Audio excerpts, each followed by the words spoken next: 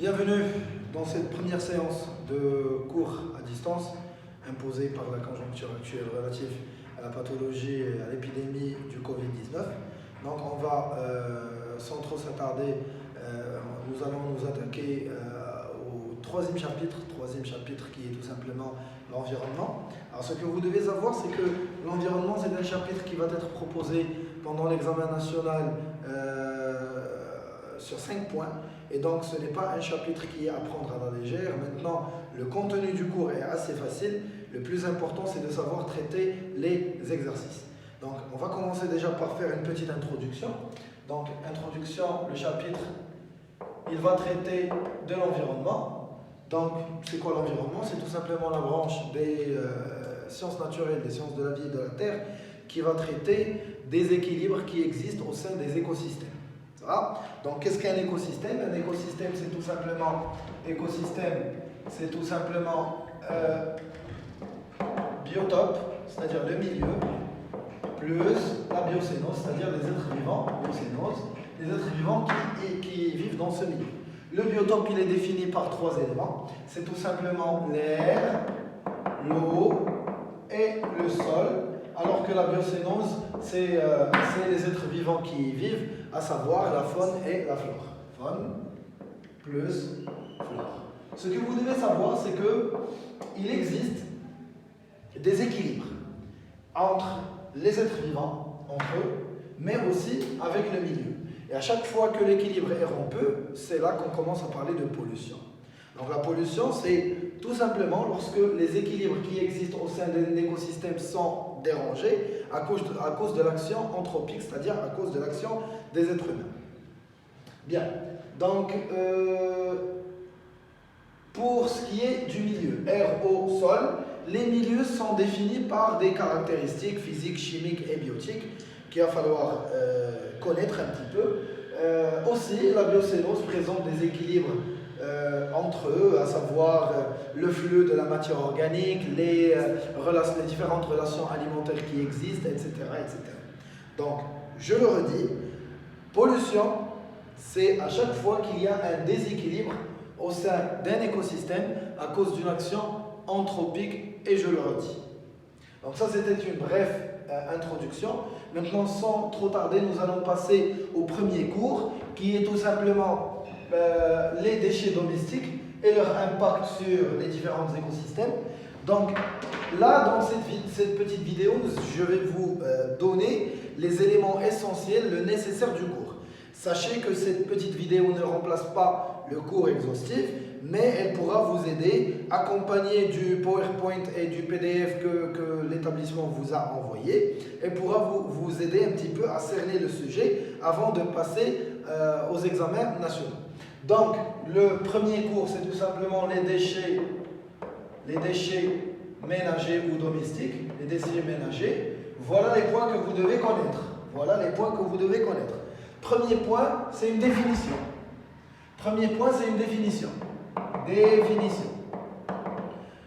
Donc, comment on pourrait définir les déchets ménagers et les déchets domestiques? C'est tout simplement les restes des activités quotidiennes de la maison. Et on ajoute à cela les restes des activités des restaurants, des hôtels et des commerces de proximité. Ça va? Donc, définition, déchets ménagers ou déchets domestiques, c'est les restes des activités quotidiennes de la maison. On ajoute à cela les restes des activités des hôtels, des restaurants, des cafés, des commerces de proximité. Ils ont tous une composition plus ou moins pareille, et donc on va tous les gérer de la même manière. Donc ça, c'est une définition des déchets ménagers. Maintenant, ces déchets ménagers-là, ils commencent à poser un vrai problème c'est-à-dire écologique. Pourquoi? Parce que la quantité ne cesse d'augmenter, et puis il y a une majeure partie de ces déchets domestiques qui n'est pas traitée et qui est tout simplement mal gérée. Alors, c'est devenu problématique ces dernières années. Pourquoi? Donc, deuxième élément, c'est cause problématique. Donc, cause problématique.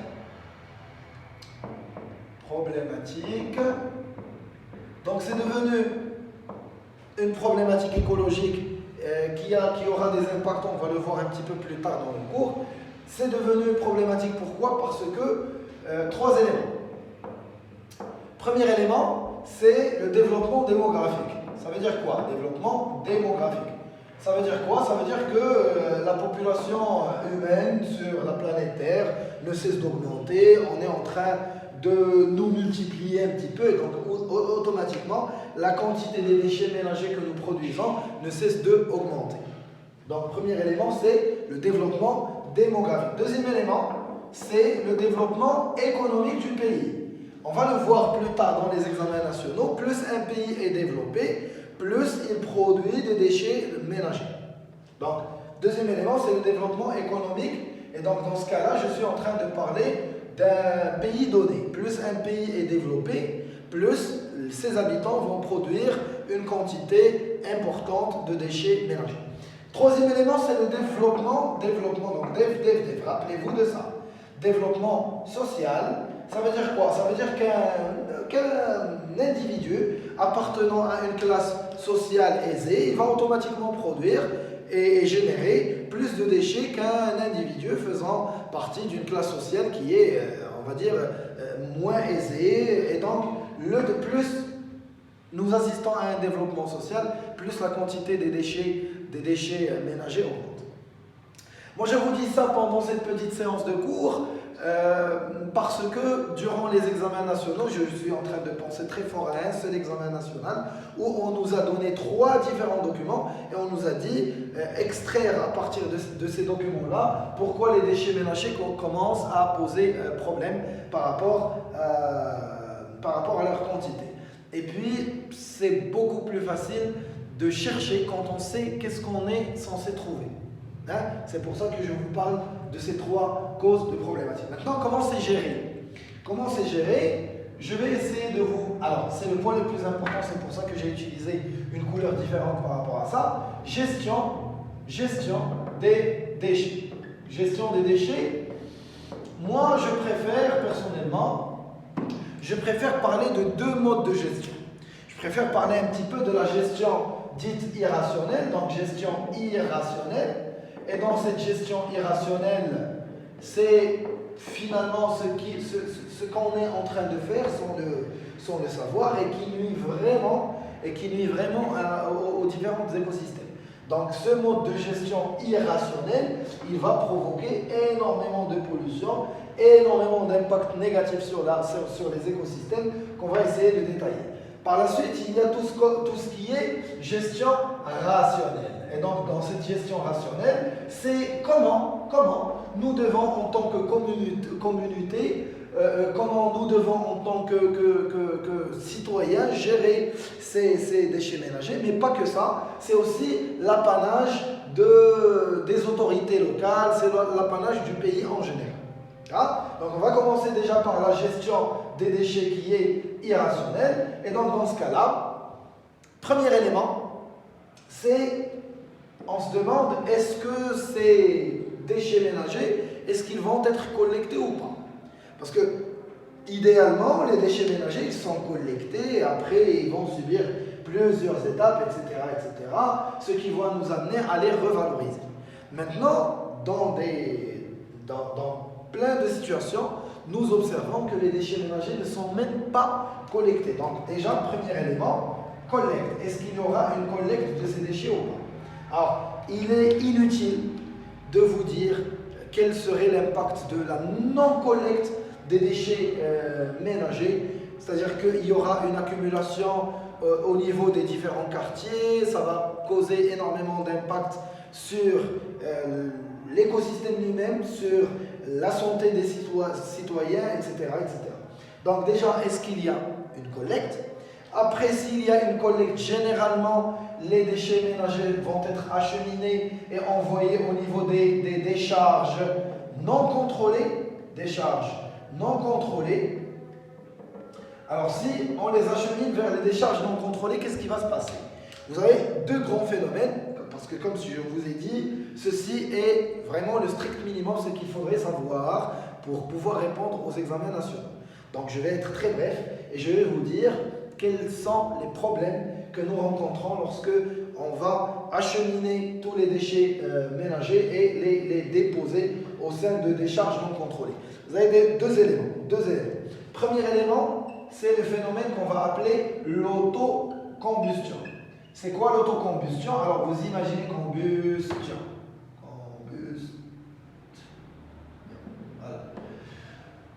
Voilà.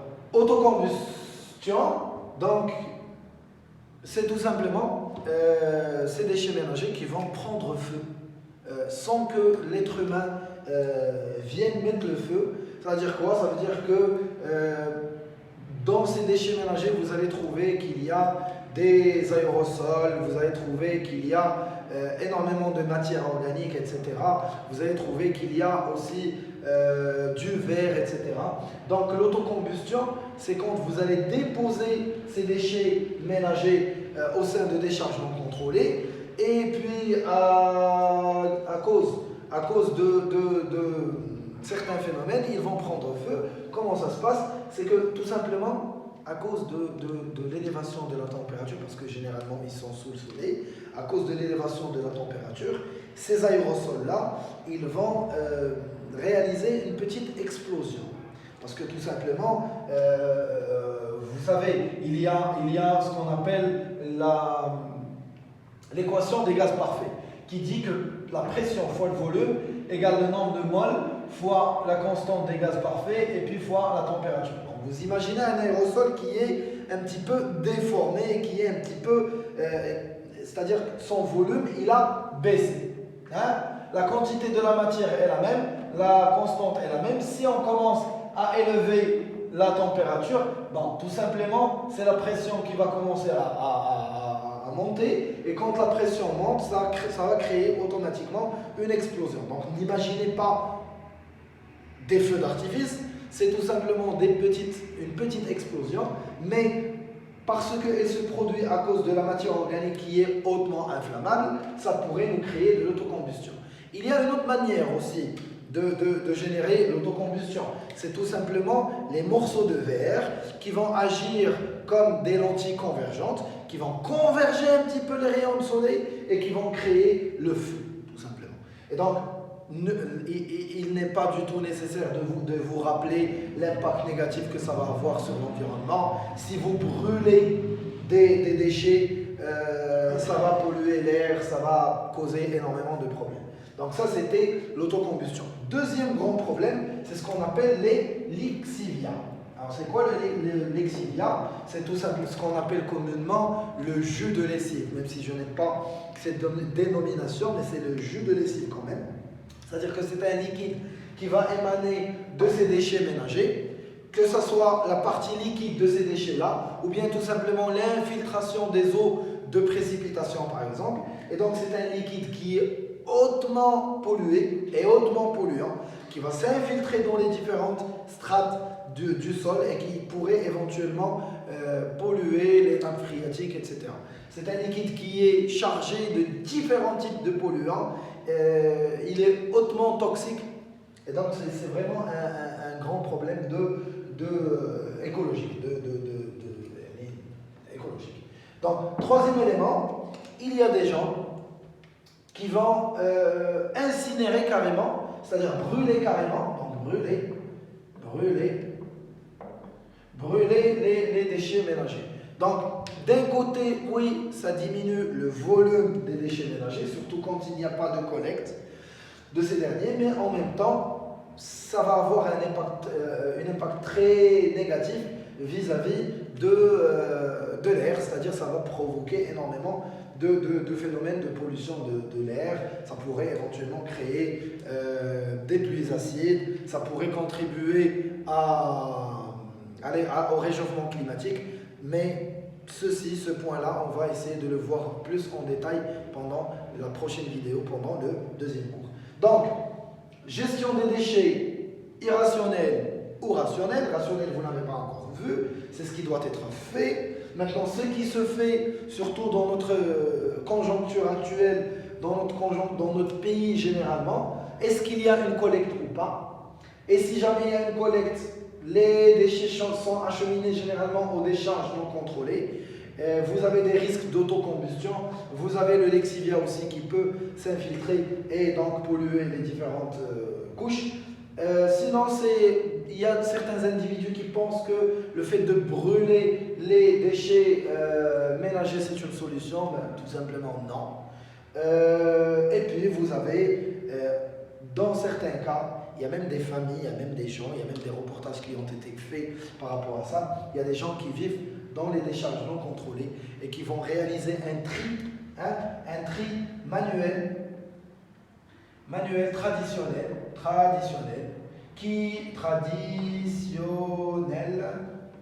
un tri manuel traditionnel qui va leur exposer à énormément de pathologies, à énormément de maladies, à énormément de risques. L'idée est très simple. Ils vont s'attaquer un petit peu à ces déchets ménagers. Ils vont réaliser un tri manuel afin de séparer les différents constituants. Ces différents constituants, je suis en train de penser au verre, aux métaux, des différents métaux, les boîtes de conserve, etc. Ces déchets-là, une fois triés, ils vont normalement être revendus et donc ils vont être acheminés vers le recyclage. Ceci dit, tout ceci reste une manière irrationnelle de gérer les déchets ménagers parce qu'elle expose les différents écosystèmes à plein de dangers, de pollution, etc. Mais elle expose surtout les différents individus à énormément de pathologies infectieuses, à énormément de pathologies. Je suis en train de penser aux intoxications aux métaux lourds, par exemple, qui va avoir des effets très néfastes sur ces individus-là. Donc, à part ça, je dois vous parler de la manière rationnelle, la bonne méthode pour gérer les déchets ménagers.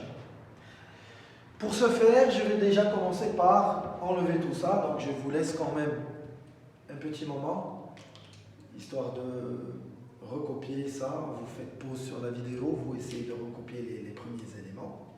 Sinon, une petite fiche de résumé va être accompagnée dans un lien relatif à cette vidéo. Donc, je passe à la gestion rationnelle des ordures et des déchets ménagers. C'est le point le plus important du cours. Faites bien attention à ça. Et avant de vous parler de ça, je veux revenir sur un élément. Quel est l'élément suivant? C'est que on va prendre un petit moment et on va imaginer un sac de poubelle que vous sortez tous les jours, quotidiennement, et on va imaginer qu'est-ce qu'il contient. Alors, qu'est-ce qu'il contient? Pour savoir cette constitution, pour connaître cette constitution, il suffit d'imaginer une journée typique, une de vos journées typiques, à partir du moment où vous vous réveillez jusqu'au moment où vous vous couchez, et puis vous pensez à tout ce que vous avez fait, et vous pensez à tous les déchets, les emballages, les produits que vous avez utilisés, ce que vous n'avez pas utilisé, les restes, etc. Et puis vous avez la constitution, c'est-à-dire typique d'un sac de poubelle. Alors, vous allez savoir que ça va contenir de la matière organique, c'est tout simplement les restes des repas, c'est les épléchures des légumes, des fruits, etc. Mais il n'y a pas que ça. Ça veut dire quoi? Ça veut dire qu'il y a une proportion non négligeable de ces déchets-là qui peuvent être, c'est-à-dire réutilisés. Et donc, c'est ce qui doit être fait. Et donc, on s'attaque directement à quoi? On va nous attaquer à la gestion rationnelle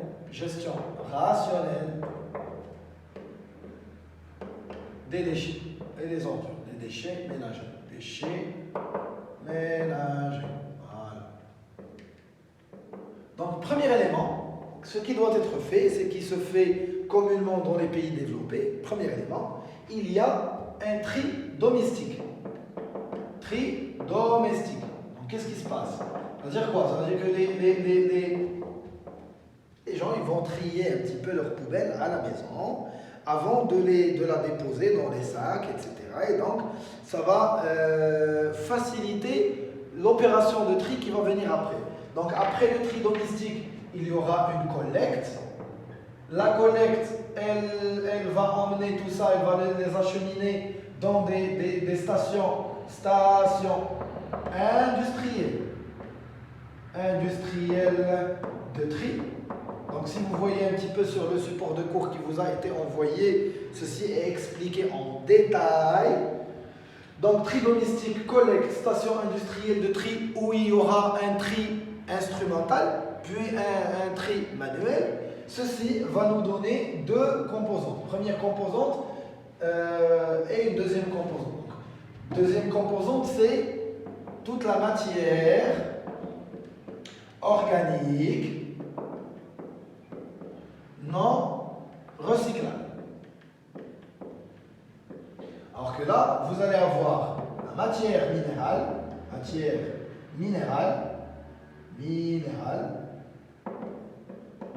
et puis plus de la matière organique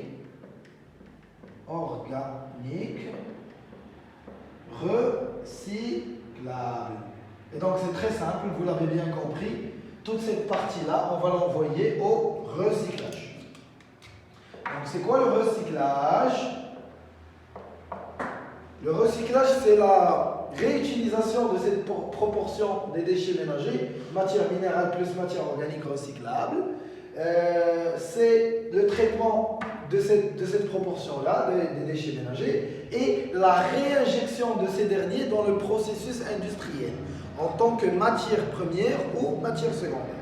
Et donc finalement, on est en train de donner à cette proportion des déchets ménagers une deuxième vie. Matière organique non recyclable, elle pose vraiment problème. Pourquoi? Parce que dans les pays du tiers-monde, malheureusement tels que le Maroc, c'est le plus haut pourcentage des déchets ménagers. C'est-à-dire que nos déchets ménagers contiennent en majeure partie de la matière organique non recyclable. Et donc, nous devons raisonner pour faire deux choses. Premier élément, se débarrasser de cette nuisance. Deuxième élément, pourquoi pas la revaloriser. La revaloriser, c'est-à-dire donner à cette proportion-là une deuxième vie, une valeur, c'est-à-dire tirer profit de cette matière organique non recyclable. Donc, je vais essayer déjà de diviser les méthodes en deux. Vous avez, premier volet, c'est c'est-à-dire réutilisation.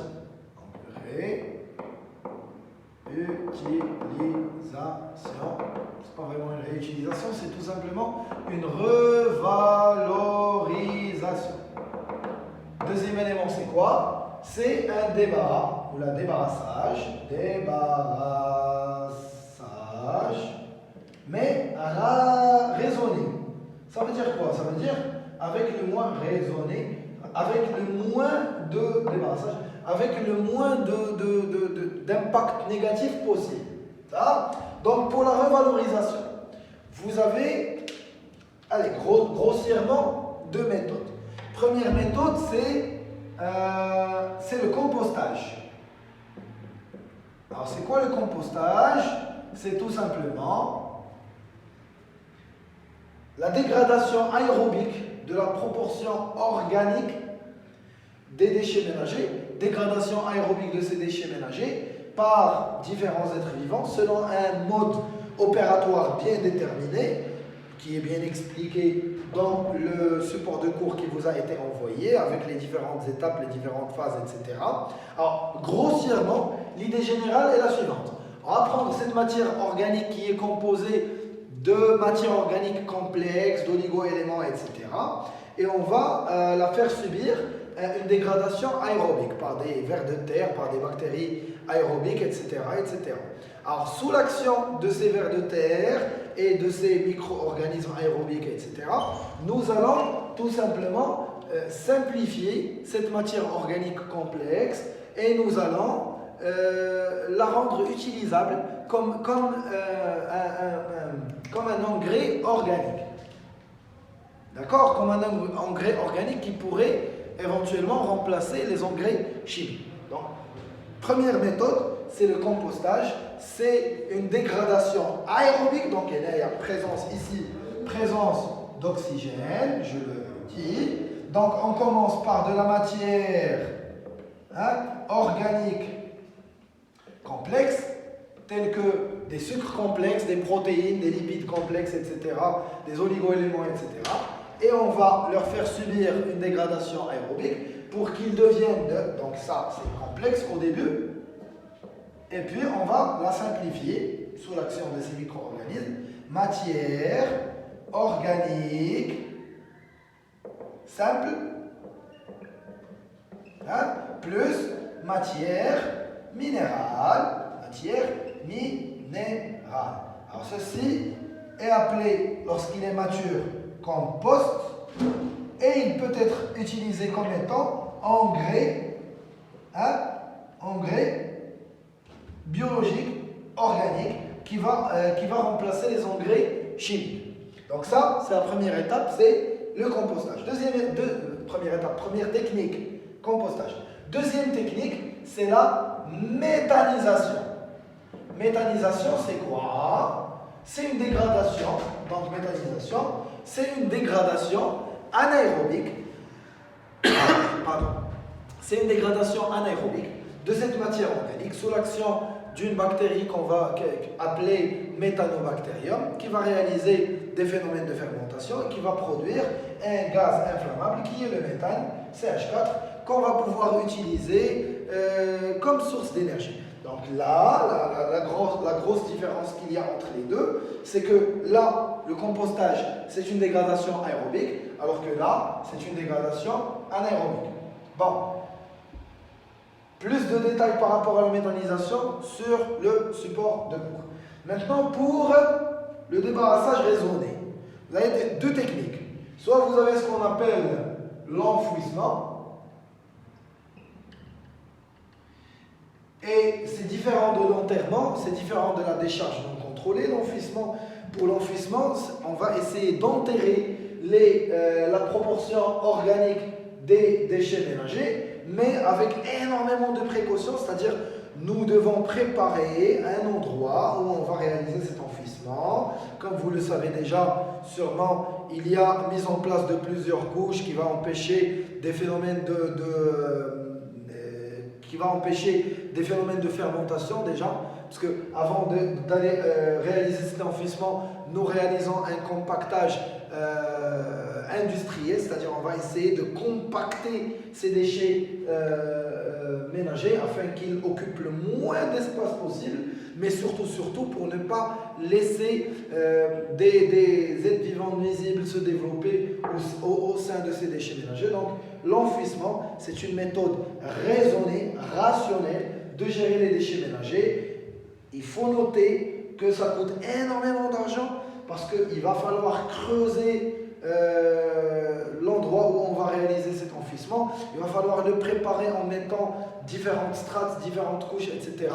Mettre une installation éventuellement pour recueillir le lexivia. Mettre aussi en place une installation qui va recueillir si jamais il y a des gaz qui vont émaner, parce que c'est vrai, on essaie de limiter les phénomènes de méthanisation ici. Toujours est-il, il y aura quand même des phénomènes de fermentation, et donc si jamais ça se passe, et si jamais il y a le dégagement d'un gaz qui est le méthane, ça va être très toxique, ça pourrait causer des catastrophes. Donc il va falloir penser au préalable à mettre en place un système pour recueillir ce gaz-là. Et donc l'enfouissement, c'est ça. L'enfouissement, il ne permet pas de revaloriser les déchets ménagers, mais il permet quand même un débarrassage raisonné avec le moins d'impact négatif possible sur les différents écosystèmes. Et enfin, dernière technique, c'est l'incinération. Donc incinération, où on va brûler ces déchets ménagers, mais c'est différent de ce que font les citoyens à l'air libre. L'incinération, c'est le fait de brûler les déchets ménagers, mais dans des stations préparées à cette fin, c'est-à-dire dans des installations industrielles qui contiennent quand même des filtres qui vont pouvoir filtrer un petit peu tous les gaz toxiques avant de rejeter les fumées dans l'air. Il faudrait savoir que cette incinération va donner de l'énergie thermique. Et cette énergie thermique, elle peut être utilisée pour créer de l'électricité. Donc finalement, l'incinération, elle est à cheval entre le débarrassage raisonné et la revalorisation.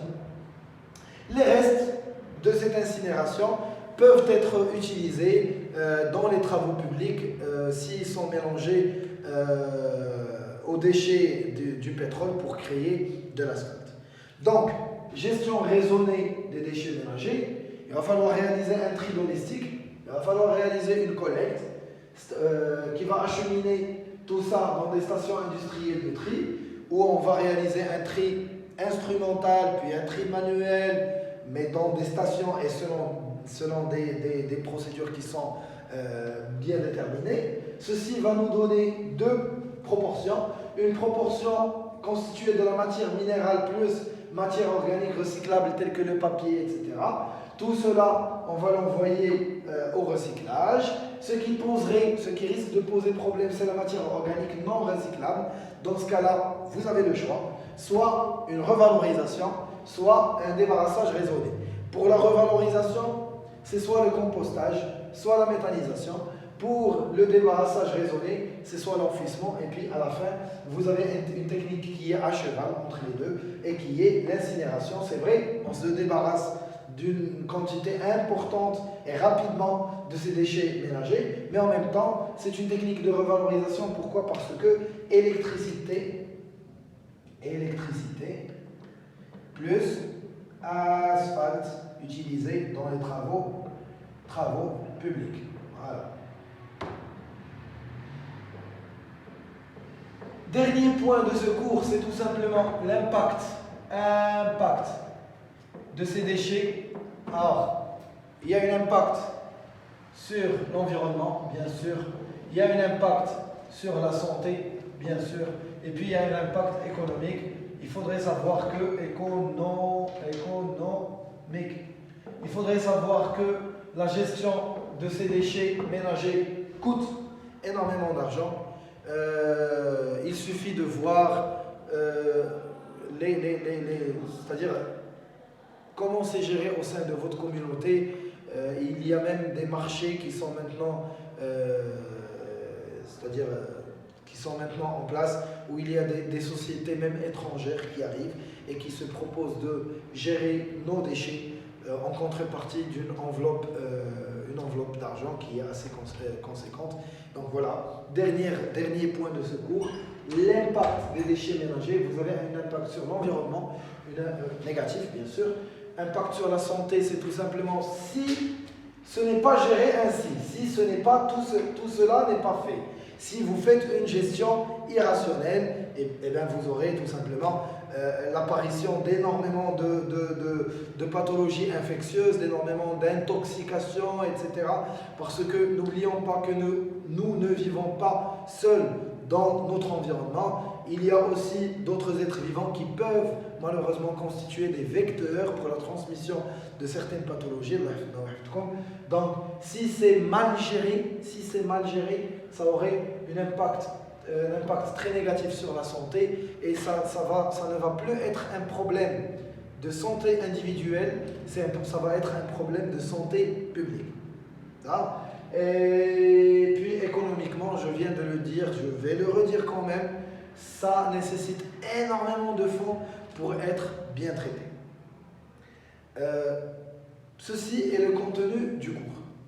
Maintenant, je le dis, je le rappelle, cette petite vidéo ne remplace pas le cours complet qu'on aura, Inch'Allah, l'occasion de refaire une fois cette quarantaine levée, Inch'Allah, on espère le mieux. Rappelez-vous qu'il ne suffit pas de regarder cette vidéo, il va falloir lire le PDF qui vous a été envoyé, le PowerPoint qui vous sera aussi envoyé, c'est la même chose, c'est le même contenu. Et puis je vais essayer de vous proposer un seul examen national, et puis on va passer, Inch'Allah, au deuxième cours. Petit message à tous mes étudiants, n'ayez pas peur, on est en train de vivre des moments qui sont un petit peu difficiles, restez chez vous, mais n'ayez pas peur, le coronavirus est là, c'est clair, mais si on respecte ce qui nous a été dicté par notre gouvernement, si on fait ce qu'on appelle du social distancing, c'est-à-dire si on garde nos distances, si on oublie un petit peu tout le côté social, etc., on reste chez nous, confinés, on prend la peine c'est-à-dire d'effectuer toutes les mesures qui nous sont demandées, à savoir le lavage plusieurs fois de nos mains, éviter tout ce qui est salutations, bises, etc. Essayer de garder un petit peu ces distances par rapport aux gens, rester chez soi, sauf en cas d'extrême urgence.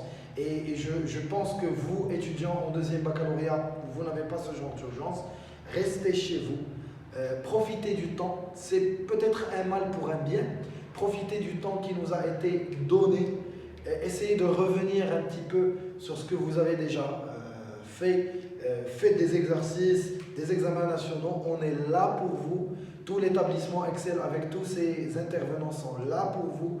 On est en train de penser à vous proposer les meilleures solutions possibles, un enseignement à distance mais de qualité. C'est pour ça qu'on prend quand même le temps de bien faire les choses. J'espère que vous restiez en bonne santé et que toute votre famille reste en bonne santé. À la prochaine.